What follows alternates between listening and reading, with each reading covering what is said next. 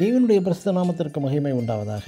இன்று நாம் தியானத்துக்கு எடுத்துக்கொள்ள இருக்கிறதான வேத வசனம் உபாகமம் புஸ்தகம் 16ஆம் அதிகாரம் 12-13 வசனங்களில், நீ உன் களத்தின் பலனையும் ஆலயத்தின் பலனையும் கூடார பண்டிகையை 7 நாள் ஆசரித்து என்று உள்ளது. ஆமேன். இன்று தமிழர்கள் இந்த அறுவடை திருநாளாகிய பொங்கல் என்ற தினத்தை உலகில் யாவரும், குறிப்பாக யூதர்களும் இயேசு கிறிஸ்துவும் செலிப்ரேட் பண்ணினார்களா என்பதன் ஒரு சிறிய ஆய்வுதான் இன்று. மற்றும் உலகின் அனைத்து நாடுகளுமே இதை தேங்க்ஸ் கிவிங் டே என்று பல்வேறு மாதங்களில் கொண்டாடி வருகிறார்கள்.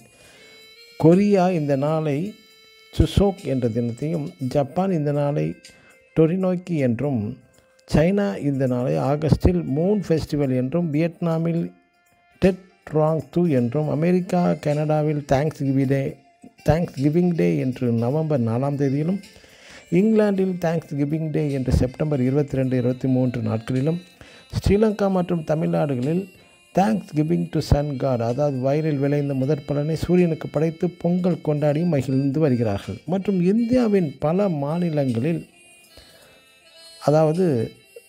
இந்த அறுவடை திருநாளை கொண்டாடி வருகிறார்கள். கேரளாவில் ஓணம் ஃபெஸ்டிவல், ஆந்திராவில் மகா சக்கராந்தி என்று ஜனவரி 14ஆம் தேதியிலும், அஸ்ஸாமில் பொஹா பிஹு என்றும் தினத்தையும், பஞ்சாபில் மைசூக்கி என்றும், நார்த் இந்தியாவில் மகா சக்கராந்தி என்றும் கொண்டாடி வருகிறார்கள். நாம் யூதர்களின் இந்த நாளை feast of tabernacle, harvest festival, thanksgiving day என்றும், இந்த நாளை சுக்கோத் தினம் என்றும் அழைப்பார்கள்.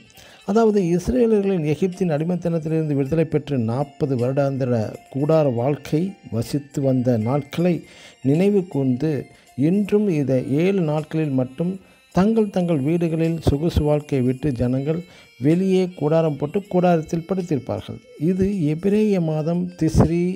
இதன் பழைய எபிரேய பெயர் எத்தனிம் என்றும், நமது பழைய மாதத்தின்படி செப்டம்பர் அக்டோபர் 15ஆம் தேதியும் வருகிறது.